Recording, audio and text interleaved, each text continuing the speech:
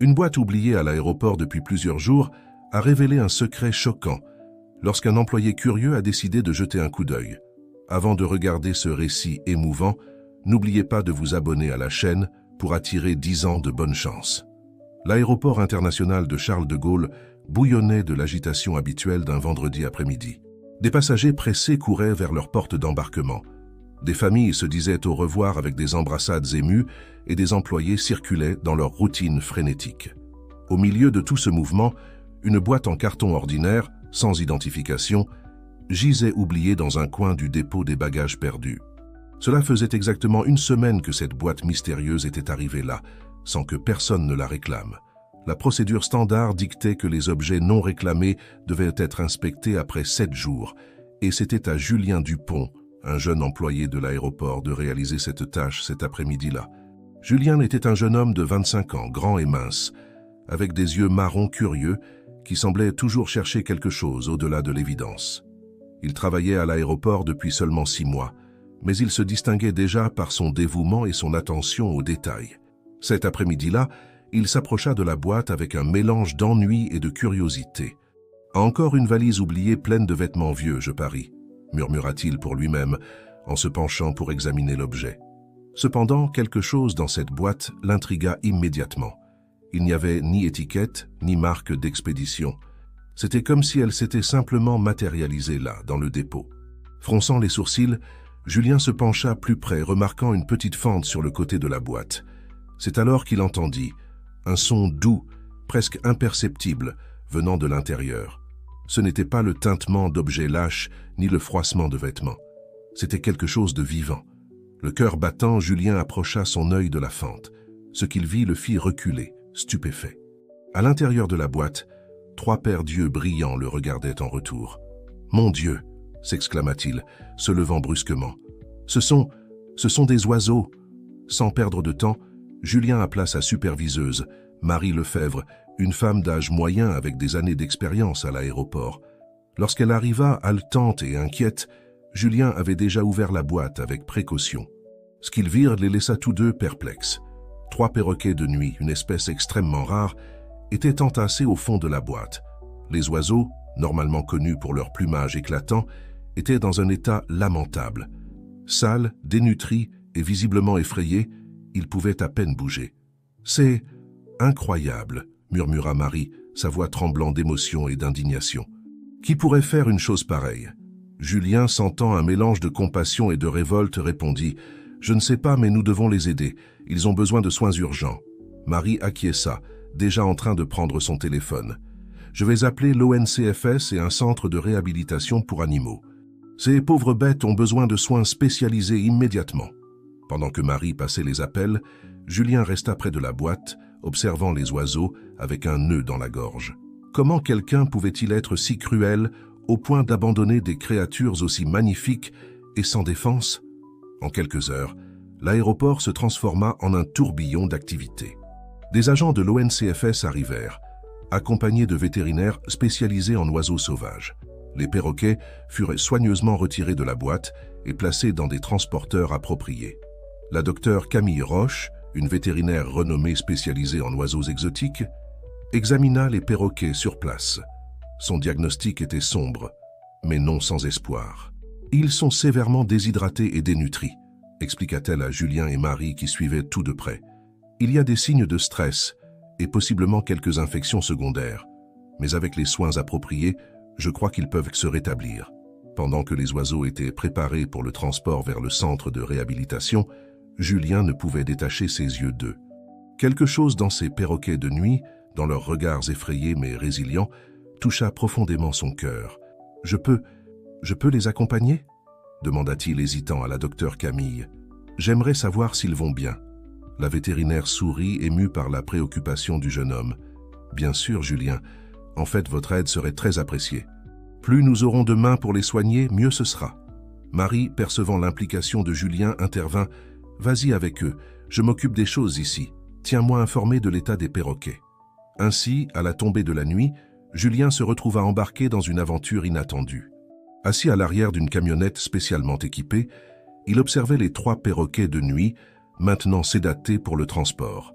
Son service à l'aéroport était terminé depuis longtemps, mais cela semblait insignifiant face à la mission qui se déroulait maintenant devant lui. Alors que la camionnette s'éloignait de l'aéroport en direction du centre de réhabilitation, Julien ne pouvait imaginer comment cette découverte allait changer sa vie.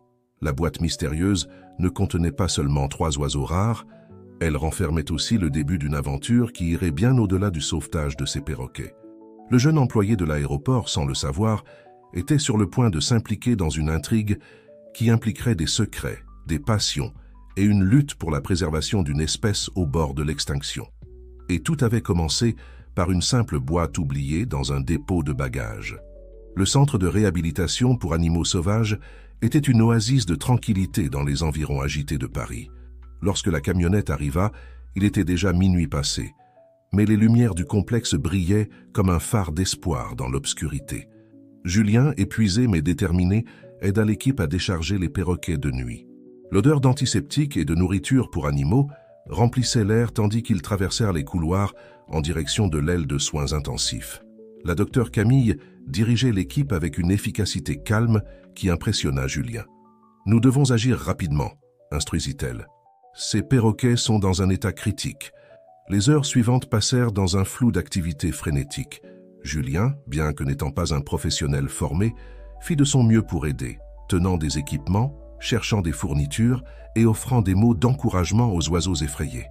Ce ne fut qu'au lever du jour que la docteure Camille retira enfin ses gants et soupira profondément. « Nous avons fait tout ce que nous pouvions pour l'instant. Maintenant, il faut attendre et espérer. » Julien, sentant le poids de la fatigue mais réticent à partir, demanda « Ils vont s'en sortir ?»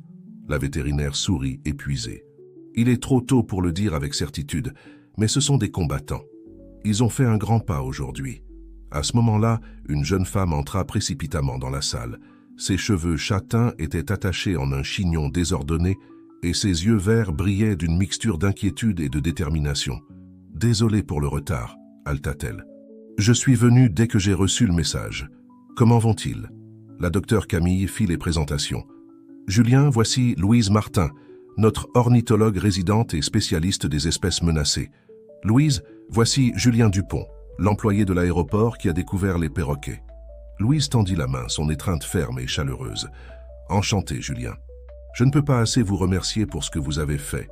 Ces perroquets de nuit sont incroyablement rares.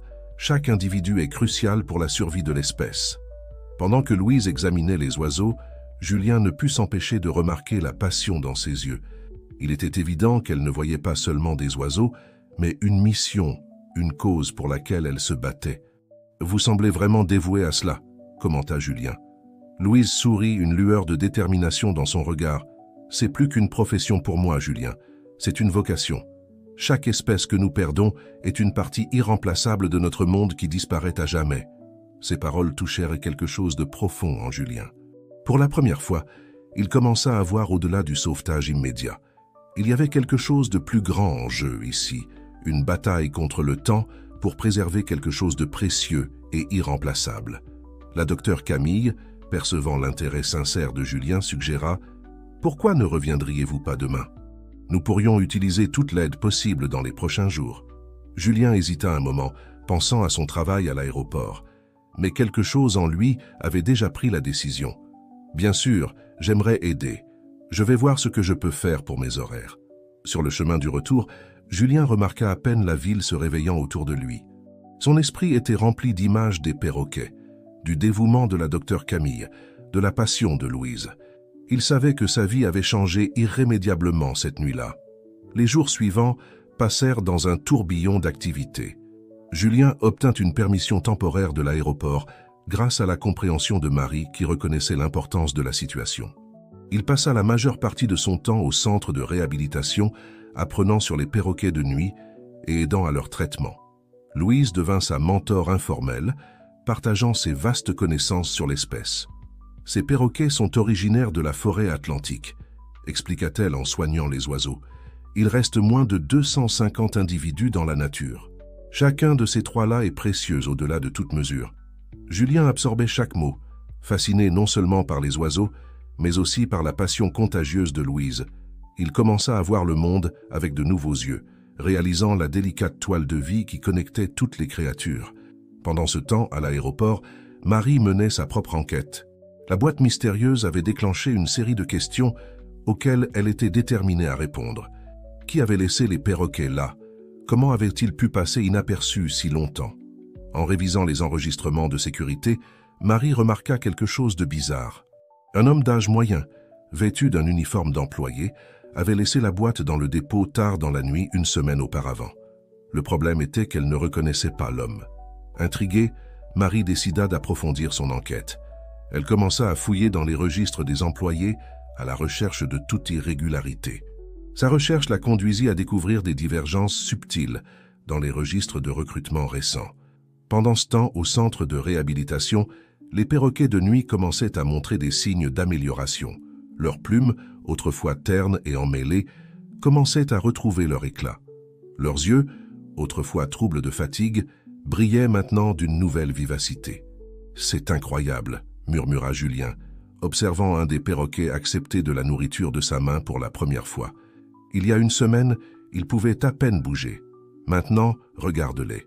Louise sourit, posant une main sur l'épaule de Julien. « C'est pour ça que nous faisons ce que nous faisons. Chaque vie sauvée est une victoire. » À ce moment-là, quelque chose changea entre eux. Ce qui avait commencé comme un partenariat professionnel fleurissait en quelque chose de plus profond. Julien sentit son cœur s'accélérer au contact de Louise, et lorsque leurs regards se croisèrent, il y avait une nouvelle intimité là. Cependant, avant qu'ils ne puissent explorer ce moment, ils furent interrompus par l'arrivée brusque de la docteure Camille. Son visage était pâle, et elle tenait un papier dans ses mains tremblantes. « Nous avons un problème, dit-elle, sa voix tendue. Je viens de recevoir les résultats des tests ADN des perroquets. Ils ne sont pas seulement rares, ils sont uniques. Ils sont les derniers représentants connus d'une sous-espèce que nous pensions éteindre depuis des décennies. » Le silence qui suivit fut lourd, chargé d'implications. Louise fut la première à le briser, sa voix à peine contenant l'émotion. « Cela change tout. Nous ne sauvons pas seulement 3 oiseaux. Nous sauvons une espèce entière. » Julien, sentant le poids de la responsabilité tomber sur ses épaules, demanda « Que faisons-nous maintenant ?» La docteure Camille prit une profonde inspiration, son regard déterminé. « Maintenant, nous contactons les autorités. Cela va au-delà d'un simple sauvetage.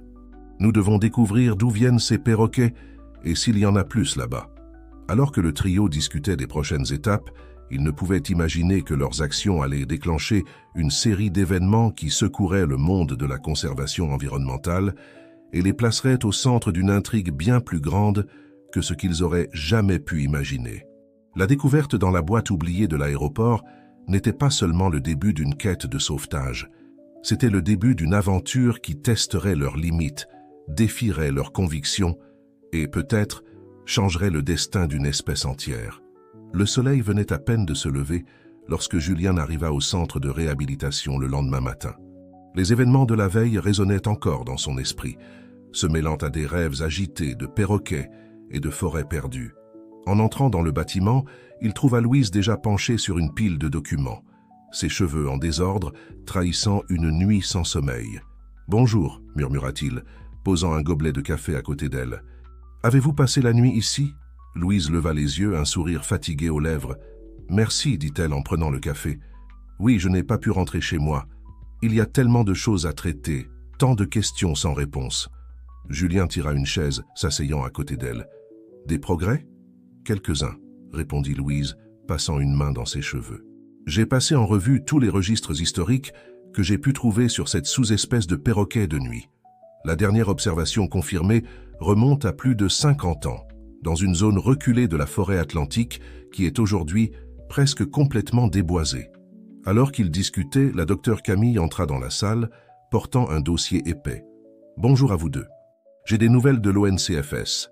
Ils prennent l'affaire très au sérieux. Une équipe spécialisée est en cours de formation pour enquêter sur l'origine de ces perroquets. » La nouvelle apporta un mélange de soulagement et de crainte. D'un côté, il était réconfortant de savoir que les autorités étaient impliquées. De l'autre, la gravité de la situation devenait de plus en plus évidente. « Et les perroquets ?» demanda Julien anxieux. « Comment vont-ils ce matin ?» La docteure Camille sourit, une lueur d'espoir dans ses yeux. « Ils s'améliorent de jour en jour. Le mâle le plus âgé mange déjà seul, et les 2 autres ne sont pas loin derrière. Ce sont des combattants, ces petits. » Alors qu'ils discutaient des prochaines étapes du traitement, le téléphone de Julien sonna. C'était Marie de l'aéroport. « Julien. » La voix de Marie était tendue. « J'ai besoin que tu viennes à l'aéroport immédiatement. J'ai découvert quelque chose que tu dois voir. » Intrigué et un peu inquiet, Julien s'excusa auprès de Louise et de la docteure Camille et partit pour l'aéroport. Pendant tout le trajet, son esprit bouillonnait de possibilités. Qu'est-ce que Marie avait bien pu découvrir?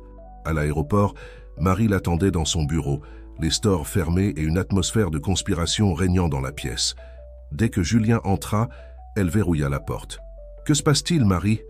demanda Julien, sentant la tension dans l'air.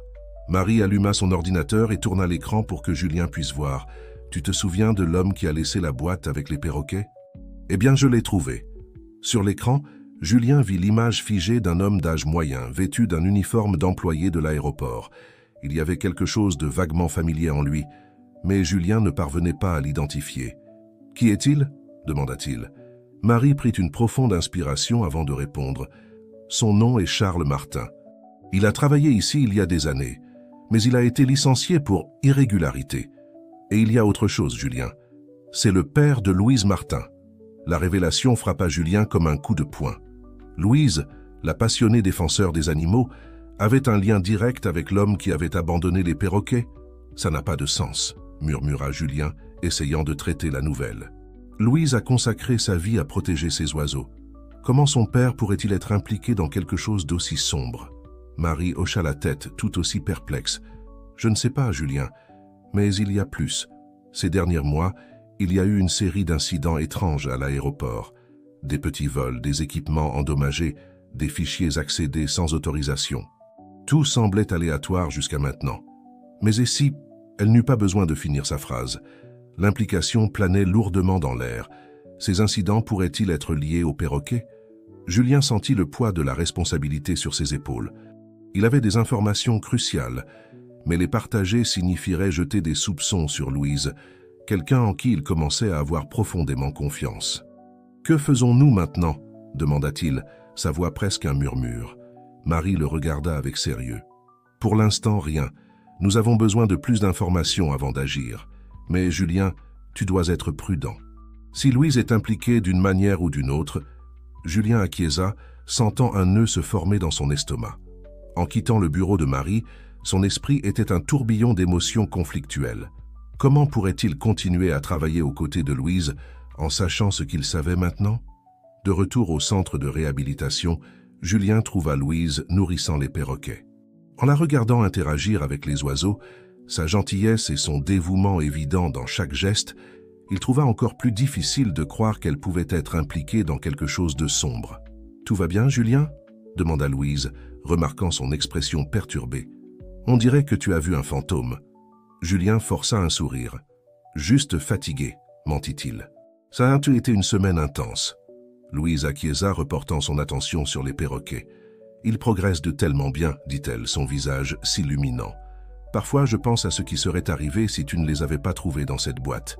C'est comme si le destin était intervenu. » Les mots de Louise, si pleins de passion et de sincérité, firent questionner Julien tout ce que Marie lui avait dit.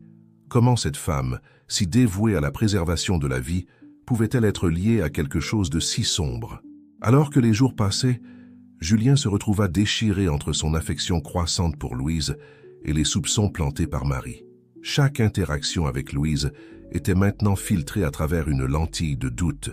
Chaque mot et geste analysé à la recherche de quelques signes de duplicité. Pendant ce temps, les perroquets continuaient à prospérer sous les soins de l'équipe. Le mâle le plus âgé, qu'ils avaient surnommé Tico, était déjà assez fort pour être déplacé dans une volière plus grande. Les deux autres, Teco et Tiana, n'étaient pas loin derrière dans leur rétablissement. C'est lors d'un après-midi particulièrement agité, alors que Julien aidait à préparer la nouvelle volière, que Louise le surprit avec une question inattendue. « Julien, commença-t-elle hésitante, as-tu déjà entendu parler d'un endroit appelé Réserve de la Vallée Verte ?»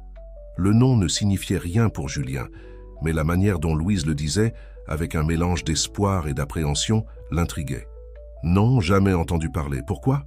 Louise mordilla sa lèvre, comme si elle débattait intérieurement de la suite à donner. Finalement, elle parla. « C'est un endroit que mon père mentionnait souvent. une zone de forêt atlantique préservée, à l'abri des regards du monde. Il disait que c'était le dernier refuge pour des espèces que le reste du monde croyait éteintes. Le cœur de Julien s'accéléra. Serait-ce la connexion qu'il cherchait? La mention du père de Louise raviva toutes les suspicions qu'il avait tenté de réprimer. « Et tu crois que ça pourrait être réel ?» demanda-t-il, essayant de garder une voix neutre. Louise haussa les épaules, une lueur d'espoir dans ses yeux. « Je ne sais pas. J'ai toujours pensé que c'était juste une histoire, un rêve de conservateur. Mais maintenant, avec ces perroquets, Julien, et si c'était réel? Et s'il y avait plus d'eux là-bas? » La possibilité flottait entre eux, chargée de promesses et de dangers. Julien savait qu'il devait partager cette information avec Marie et les autorités, mais quelque chose le fit hésiter. Si la vallée verte était réelle, divulguer son existence pourrait mettre en danger non seulement les perroquets, mais tout un écosystème caché.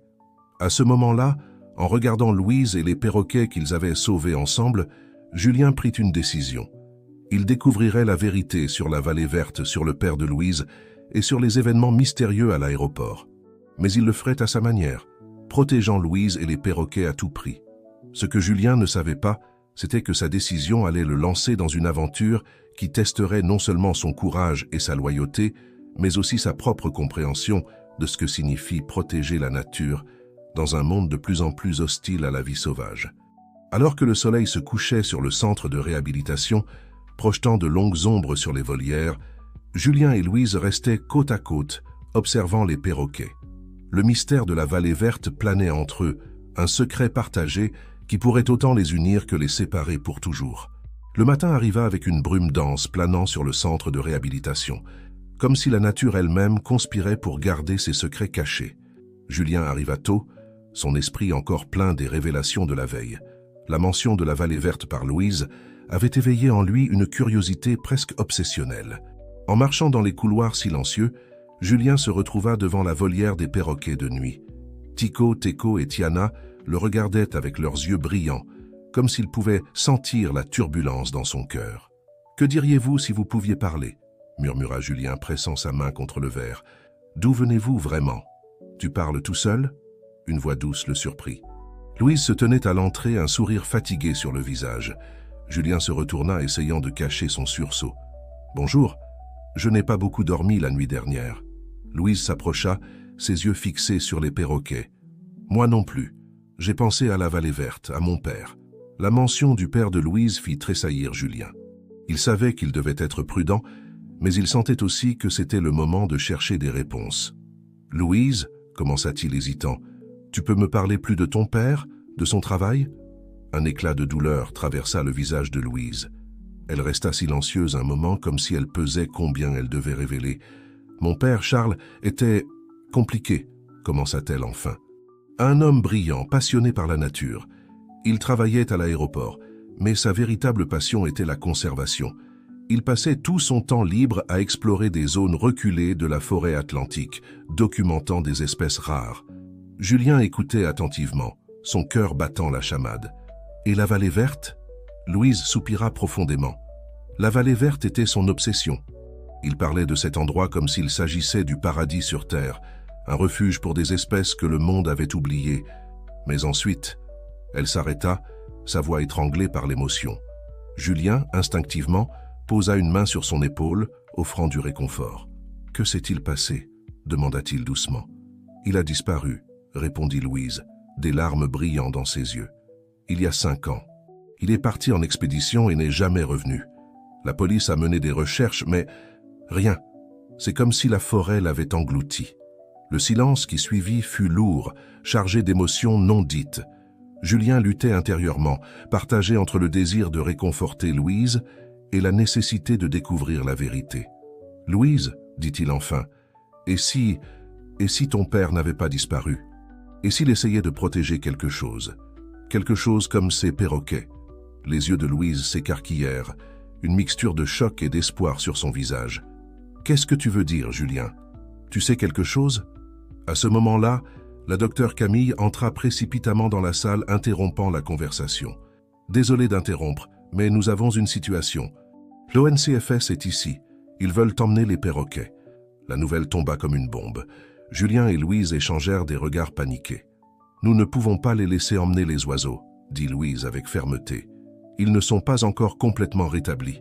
Julien acquiesça déterminé. Allons leur parler. Peut-être pourrons-nous les convaincre d'attendre.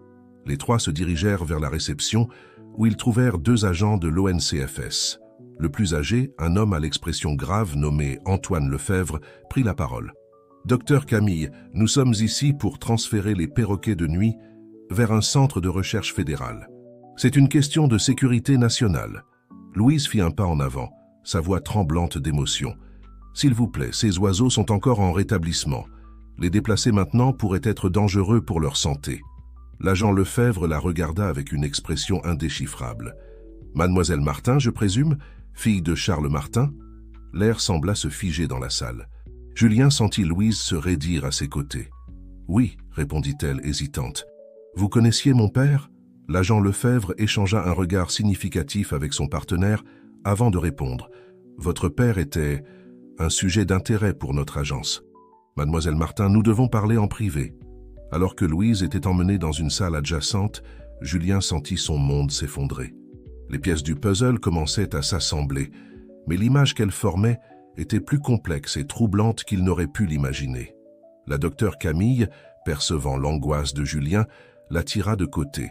« Il y a quelque chose que tu ne me dis pas, n'est-ce pas ?» chuchota-t-elle. Julien hésita un moment avant de prendre une décision. À voix basse, il partagea avec la docteure Camille tout ce qu'il savait.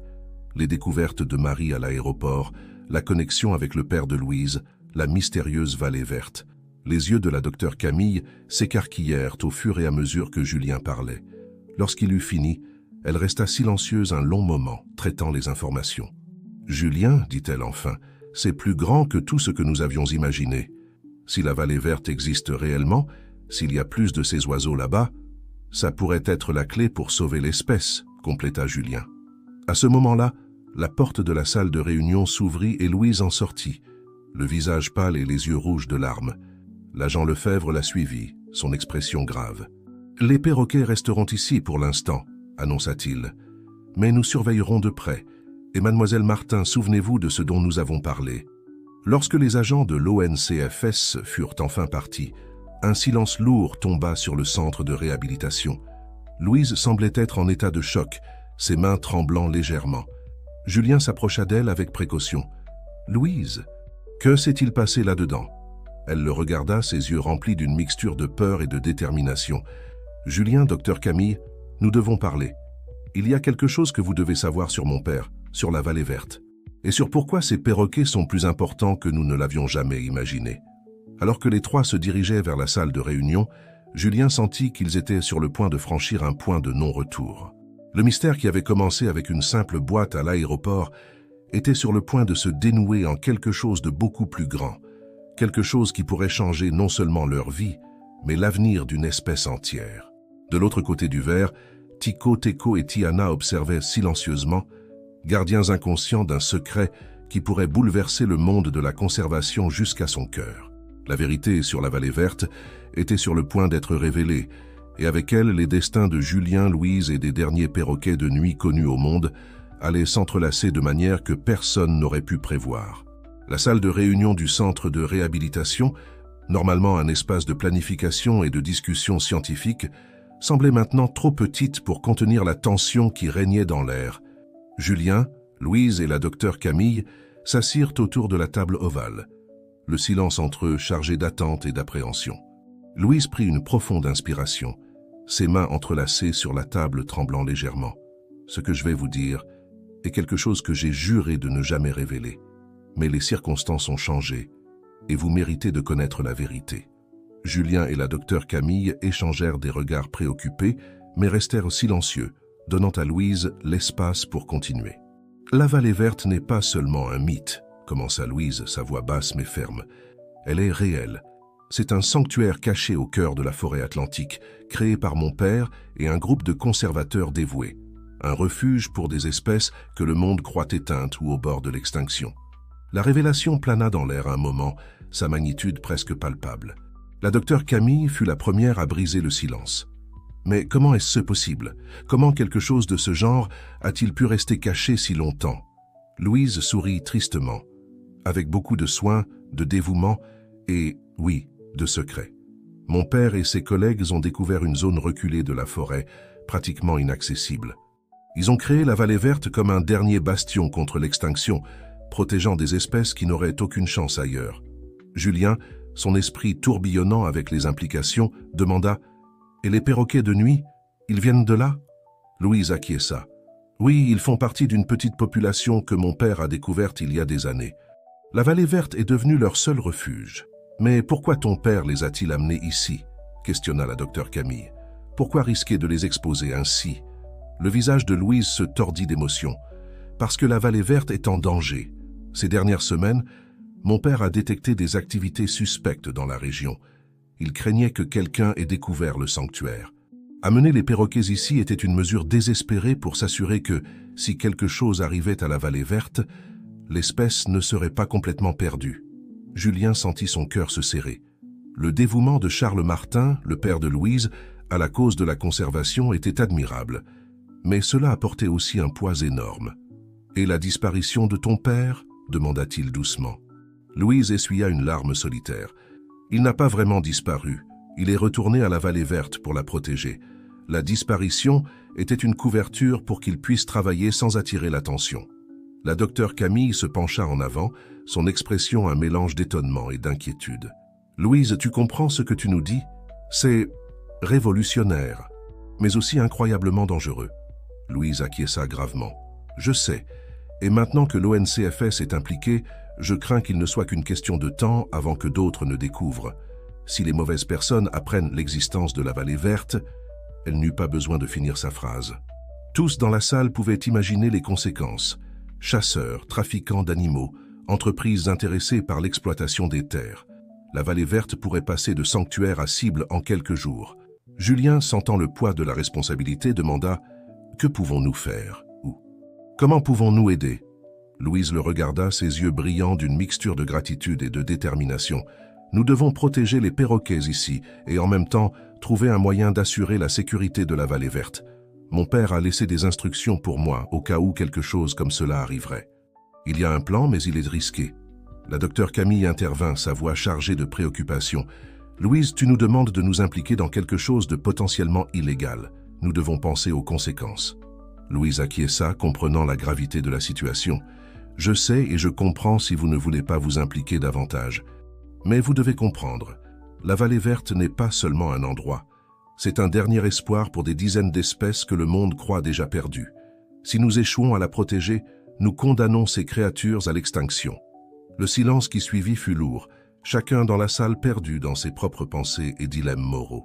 Julien regarda par la fenêtre, observant les perroquets de nuit dans leur volière. Tycho, Teco et Tiana, les derniers de leur espèce connus du monde extérieur. Combien d'autres merveilles la vallée verte abritait-elle? Finalement, Julien brisa le silence. « Je suis partant, » dit-il, sa voix ferme. « Je ne peux pas rester les bras croisés en sachant ce que je sais maintenant. Ces perroquets, la vallée verte, ils méritent une chance. » La docteure Camille soupira profondément, massant ses tempes. « Cela va à l'encontre de tout ce que j'ai appris dans ma carrière. Mais tu as raison, Louise. Ce qui est en jeu est trop important pour que nous l'ignorions. Compte sur moi aussi. » Louise regarda les deux, des larmes de gratitude dans les yeux. « Merci. Vous n'avez pas idée de ce que cela signifie. »« Alors, quel est le plan ?» demanda Julien, sentant l'adrénaline commencer à couler dans ses veines. Louise se leva, marchant jusqu'à une carte de la région accrochée au mur. « D'abord, nous devons nous assurer que les perroquets ici sont en sécurité. Ensuite, nous devons trouver un moyen d'atteindre la vallée verte sans être détectés. Mon père a laissé des coordonnées et des instructions cachées, mais les déchiffrer ne sera pas facile. » La docteure Camille, toujours pratique, commença à faire une liste. « Nous aurons besoin de fournitures, d'équipements de camping, peut-être même d'escalade. Et nous devons trouver une couverture pour notre absence. » Julien, sentant le poids de la décision qu'ils avaient prise, ajouta « Et nous devons être prêts pour ce que nous pourrions trouver là-bas. S'il y a des gens menaçant la vallée verte, nous pourrions nous mettre en réel danger. » Louise acquiesça gravement. « Vous avez raison, c'est dangereux et compliqué. Mais si nous réussissons, nous pouvons non seulement sauver la vallée verte, mais aussi révéler au monde l'importance de la conservation d'une manière jamais vue auparavant. » Alors que les trois commençaient à planifier leur mission improbable, dehors, le soleil commençait à se coucher, projetant de longues ombres sur le centre de réhabilitation. Dans les volières voisines, Tico, Teco et Tiana se blottissaient ensemble, inconscients du tourbillon d'événements que leur présence avait déclenché. La nuit tombait sur le centre de réhabilitation, mais pour Julien, Louise et la docteure Camille, une nouvelle aventure ne faisait que commencer.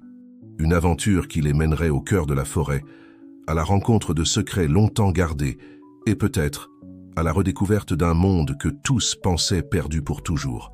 Alors qu'ils faisaient à leur plan, aucun d'eux ne pouvait imaginer les défis, les dangers et les merveilles qui les attendaient dans leur quête de la vallée verte. Le destin de nombreuses espèces, et peut-être l'avenir même de la conservation, reposait maintenant entre leurs mains. Le soleil se levait à peine lorsqu'ils chargèrent la dernière de leurs fournitures dans la robuste camionnette 4x4. Les caisses de transport contenant Tico, Teco et Tiana furent soigneusement installées, enveloppées de couvertures pour les protéger du froid matinal. « Tout le monde est prêt ?» demanda la docteure Camille, sa voix mélangeant nervosité et détermination. Louise fit une dernière vérification de sa carte où elle avait marqué les coordonnées codées laissées par son père. « Prête autant que je le serai jamais », répondit-elle, échangeant un regard significatif avec Julien. Avec un dernier signe de tête au centre de réhabilitation, ils partirent. La ville dormait encore lorsqu'ils traversèrent ces rues désertes, les premiers rayons de soleil se reflétant sur les vitres des immeubles comme un présage de la journée à venir. À mesure qu'ils quittaient la civilisation derrière eux, le paysage changeait progressivement. Les bâtiments cédèrent à la place à des fermes, qui à leur tour laissèrent place à une végétation de plus en plus dense. La route, autrefois lisse et bien pavée, devint une piste de terre cahoteuse, qui mettait à l'épreuve les compétences de conduite de la docteure Camille. « Selon les instructions de mon père, dit Louise en consultant ses notes, nous devons suivre cette route encore 50 km avant de trouver une bifurcation non marquée. C'est là que les choses se compliquent. Julien, assis sur la banquette arrière à côté des caisses des perroquets, sentait une mixture d'excitation et d'appréhension croître en lui. Chaque kilomètre les emmenait plus profondément dans l'inconnu, plus près du mystérieux sanctuaire qui pourrait tout changer. Après des heures de voyage, avec le soleil déjà haut dans le ciel, ils atteignirent enfin la bifurcation mentionnée par Louise. C'était à peine plus qu'une piste presque invisible, partiellement recouverte par la végétation. « C'est ici », annonça Louise, sa voix tremblante d'émotion. « À partir de maintenant, nous sommes officiellement hors carte. » La docteure Camille manœuvra habilement le véhicule sur la piste étroite. Les branches et les feuilles frottaient contre les côtés de la camionnette, comme si la forêt elle-même essayait d'empêcher leur avancée. À mesure qu'ils progressaient, la forêt autour d'eux semblait changer subtilement. Les arbres devenaient plus hauts, plus anciens. L'air devenait plus dense, chargé de l'arôme de l'humus et de la vie sauvage. Des sons d'oiseaux et d'insectes que nul d'eux ne reconnaissait résonnaient dans la forêt. « C'est incroyable », murmura Julien, ses yeux écarquillés tentant d'absorber chaque détail. « On dirait que nous entrons dans un autre monde. » Louise acquiesça, son expression une mixture de révérence et de nostalgie. « Mon père disait que pénétrer dans la vallée verte, c'était comme remonter le temps, à une époque où la nature régnait en maître. À mesure qu'ils avançaient, la piste devenait de plus en plus difficile à suivre. Plusieurs fois, ils durent s'arrêter pour enlever des obstacles ou consulter les instructions énigmatiques laissées par le père de Louise. C'est lors d'un de ces arrêts que Julien remarqua quelque chose d'étrange. « Hé, vous entendez ça ?» Tous restèrent silencieux, tendant l'oreille. Pendant un moment, tout ce qu'ils entendirent fut le doux bruissement des feuilles et l'appel occasionnel d'un oiseau lointain. Puis, presque imperceptible, un son différent se fit entendre, un bourdonnement bas et constant. « On dirait un moteur ?» suggéra la docteure Camille, fronçant les sourcils. Le visage de Louise pâlit. « Il ne devrait y avoir personne ici. Personne d'autre ne connaît ce chemin. » Un silence tendu tomba sur le groupe. La possibilité qu'ils ne soient pas seuls, que quelqu'un d'autre puisse chercher la vallée verte, planait lourdement dans l'air. « Que faisons-nous maintenant ?» demanda Julien, sa voix basse et tendue. Louise mordilla sa lèvre, ses yeux parcourant rapidement la carte. « Nous devons continuer. Nous sommes trop près maintenant pour reculer, mais nous devons être plus prudents. » Avec un signe d'acquiescement, ils reprirent leur voyage, avançant maintenant plus lentement, chaque sens en alerte pour tout signe de danger. Les heures s'écoulèrent, la tension augmentant à chaque kilomètre parcouru. Le bourdonnement lointain semblait parfois se rapprocher, d'autres fois disparaître complètement, les laissant dans un état constant de nervosité. Ce n'est qu'à la fin de l'après-midi, lorsque le soleil commençait à se coucher et que de longues ombres s'étendaient à travers la forêt, qu'ils atteignirent enfin une clairière. Au centre se dressait une structure qui semblait se fondre avec la forêt elle-même, une cabane construite avec des matériaux naturels, presque invisibles parmi les arbres. « C'est ici », chuchota Louise, sa voix chargée d'émotion. Le poste avancé de la vallée verte. Ils sortirent du véhicule en silence, absorbant l'atmosphère presque magique du lieu. La cabane semblait abandonnée depuis un certain temps, des feuilles et des lianes couvrant partiellement ses murs. Julien s'approcha de la structure, son cœur battant la chamade. C'est alors qu'il remarqua quelque chose qui fit glacer son sang. Sur le côté de la cabane, partiellement cachée par la végétation, se trouvaient des marques récentes. Des marques qui semblaient avoir été faites par des pneus de véhicules lourds. « Louise, docteur Camille », appela-t-il, sa voix tremblante. « Je pense que nous ne sommes pas les premiers à arriver ici. » Les deux femmes s'approchèrent rapidement, leurs visages se tordant en expression de choc et de préoccupation en voyant les marques. « Ce n'est pas bon », murmura la docteur Camille. « Pas bon du tout. » Louise, son visage une masque de détermination, avança en direction de la cabane. « Nous devons entrer. Si quelqu'un est arrivé avant nous, il pourrait y avoir des indices sur leur destination, ou sur ce qu'ils cherchent. » Avec précaution, les trois s'approchèrent de l'entrée de la cabane. La porte était entr'ouverte, grinçant doucement sous la brise de l'après-midi. Julien sentit un frisson parcourir son échine, tandis que Louise tendait la main pour pousser la porte. L'intérieur de la cabane était plongé dans l'ombre, l'air lourd de l'odeur de moisie et d'abandon. Mais à mesure que leurs yeux s'adaptaient à la pénombre, ils réalisèrent que quelque chose était terriblement mal. L'endroit avait été fouillé. Des tiroirs étaient ouverts, leur contenu éparpillé sur le sol. Des cartes et des documents couvraient chaque surface, beaucoup déchirés ou tachés. Et au centre de la pièce, planté dans le mur de bois avec un couteau de chasse, se trouvait un morceau de papier avec un message qui fit glacer le sang de tous. « Nous savons pour la vallée verte. Vous êtes arrivés trop tard. » Le silence qui suivit fut assourdissant. Julien, Louise et la docteure Camille se regardèrent, le poids de la réalisation tombant sur eux comme une avalanche. Leur mission, déjà dangereuse, venait de devenir une course contre la montre. La vallée verte, le sanctuaire secret qui promettait espoir à d'innombrables espèces en danger, était sous menace. Et ils étaient la seule ligne de défense entre ce paradis caché et ceux qui cherchaient à l'exploiter. Avec le soleil se couchant à l'horizon, projetant des ombres menaçantes à travers la forêt, les trois se retrouvèrent face à un choix crucial, reculer et chercher de l'aide, risquant d'arriver trop tard, ou avancer dans l'inconnu, affrontant des dangers qu'ils pouvaient à peine imaginer. La nuit tombait sur la forêt, et avec elle la certitude que la véritable bataille pour la vallée verte ne faisait que commencer. La nuit s'était installée sur la cabane, enveloppant la forêt d'une obscurité presque totale. Les seuls sons étaient les cris lointains des animaux nocturnes et le murmure du vent dans les arbres. À l'intérieur, Julien, Louise et la docteure Camille discutaient fébrilement de leurs prochains mouvements. « Nous ne pouvons pas reculer maintenant », insista Louise, ses yeux brillants de détermination. « Si ces gens atteignent la vallée verte avant nous, tout sera perdu. » La docteure Camille, toujours la voix de la raison, répondit « Mais avancer sans plan serait de la folie. Nous ne savons pas combien ils sont, ni quel type d'équipement ils ont. » Julien, qui avait été en train d'examiner les cartes éparpillées sur le sol, se redressa soudainement. « Attendez, je crois que j'ai trouvé quelque chose. » Il montra un des cartes particulièrement détaillées de la région. Dans un coin presque imperceptible, se trouvaient des coordonnées et un symbole ressemblant à un arbre stylisé. « Le symbole de la vallée verte », chuchota Louise, le reconnaissant instantanément. « Mon père a dû laisser ça comme dernière précaution. » Avec un nouvel espoir, le trio passa les heures suivantes à planifier méticuleusement. Ils décidèrent de partir avant l'aube, emportant seulement le strict nécessaire et, bien sûr, les précieux perroquets de nuit. La journée qui suivit fut l'une des plus éprouvantes de leur vie. Des sentiers à peine visibles, des ruisseaux traîtres et une végétation si dense qu'il durait parfois se frayer un chemin à la machette.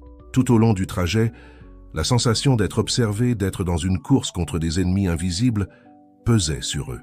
Ce n'est qu'au 3e jour de marche, alors que leurs provisions commençaient à s'épuiser et que la fatigue menaçait de les submerger, que quelque chose d'extraordinaire se produisit. En contournant une formation rocheuse particulièrement escarpée, ils se retrouvèrent soudainement face à une vue qui leur coupa le souffle. Une vaste vallée s'étendait devant eux, recouverte d'une forêt plus luxuriante et diversifiée que tout ce qu'ils avaient jamais vu. « La vallée verte » murmura Louise, des larmes coulant sur son visage. La vallée pulsait de vie. Des papillons aux couleurs impossibles dansaient parmi des fleurs inconnues. Dans les arbres, des singes d'espèces que l'on croyait éteintes les observaient avec curiosité. Et dans l'air, le chant de dizaines, peut-être de centaines, d'espèces d'oiseaux différentes. Mais leur émerveillement fut interrompu par un son familier et inquiétant. Des moteurs. « Les intrus », dit Julien, son cœur battant la chamade. « Ils sont proches. » Avec une urgence renouvelée, le groupe se précipita dans la vallée. À mesure qu'ils avançaient, ils commencèrent à remarquer des structures camouflées parmi les arbres, des laboratoires de terrain, des volières, tout intégré si parfaitement à la nature qu'il serait impossible de les détecter depuis les airs. C'est dans l'une de ces structures qu'ils trouvèrent enfin des signes de vie humaine récente. Et pas seulement cela, mais aussi la réponse au mystère qui les avait amenés jusqu'ici. Charles Martin, le père de Louise, était vivant. Les retrouvailles entre père et fille furent émouvantes, mais brèves. Il n'y avait pas de temps pour de longues explications. « Les intrus sont des chasseurs de trésors », expliqua rapidement Charles. « D'une manière ou d'une autre, ils ont découvert l'existence de la vallée verte et croient qu'il y a des richesses cachées ici. Mais le véritable trésor, ce sont les espèces que vous protégez, » dit la docteure Camille, comprenant l'ampleur de la situation. Charles acquiesça gravement. « Exactement. Et s'ils atteignent le cœur de la vallée verte, des décennies de travail de conservation seront détruites en quelques heures. » Rapidement, un plan fut élaboré. Tandis que Charles et sa petite équipe de conservateurs préparaient l'évacuation d'urgence des espèces les plus rares et vulnérables, Julien, Louise et la docteure Camille se chargèrent d'une mission cruciale, détourner les intrus. Utilisant leur connaissance de la forêt et des techniques de camouflage apprises des peuples indigènes de la région, le trio se déplaça silencieusement à travers la jungle, laissant de fausses pistes et créant des distractions ingénieuses. La tension atteignit son paroxysme lorsqu'ils se retrouvèrent enfin face à face avec les intrus, un groupe de 6 hommes armés dirigé par une figure que Julien reconnut avec stupeur. C'était le même homme des enregistrements de l'aéroport, celui qui avait laissé la boîte avec les perroquets. Ce qui suivit fut une poursuite frénétique à travers la forêt. Julien, Louise et la docteure Camille utilisèrent toutes leurs connaissances et leur créativité pour maintenir les intrus désorientés et les éloigner du cœur de la vallée verte. Dans un moment de brillante inspiration, Louise eut une idée. Utilisant les vocalisations enregistrées des perroquets de nuit, ils créèrent une bande sonore qui conduisit les intrus loin de leur objectif, les faisant croire qu'ils suivaient les oiseaux rares. La stratégie fonctionna. Épuisés et frustrés, les intrus finirent par abandonner, convaincus que la vallée verte n'était qu'un mythe. Quand ils retournèrent enfin au camp de base, Julien, Louise et la docteure Camille furent accueillis en héros. Leur courage et leur ingéniosité avaient sauvé non seulement la vallée verte, mais potentiellement des dizaines d'espèces uniques. Les jours suivants furent marqués par des décisions difficiles. Charles Martin, reconnaissant que le secret de la vallée verte était compromis, accepta qu'il était temps de révéler son existence au monde, mais à leurs conditions. La docteure Camille, avec ses contacts dans le monde scientifique, fut essentielle pour organiser une expédition officielle, amenant des chercheurs respectés pour documenter les merveilles de la vallée verte. Louise, enfin réconciliée avec son père et son héritage, décida de rester dans la vallée verte, assumant un rôle de leader dans la gestion du sanctuaire. Et Julien, son rôle dans la découverte et la protection de la vallée verte, le propulsa d'un simple employé d'aéroport à une figure respectée dans le monde de la conservation. Il décida de consacrer sa vie à protéger des lieux comme la vallée verte, utilisant son expérience pour former une nouvelle génération de gardiens de la nature. Quelques mois plus tard, lorsque la première expédition officielle arriva dans la vallée verte, le monde regarda émerveillé les images d'espèces que l'on croyait perdues à jamais. L'histoire des perroquets de nuit de la vallée verte et des héros improbables qu'il avait sauvés captiva l'imagination du public mondial. La vallée verte devint un symbole d'espoir, un rappel que, avec dévouement et courage, il est possible de faire une différence dans la lutte pour la préservation de notre planète.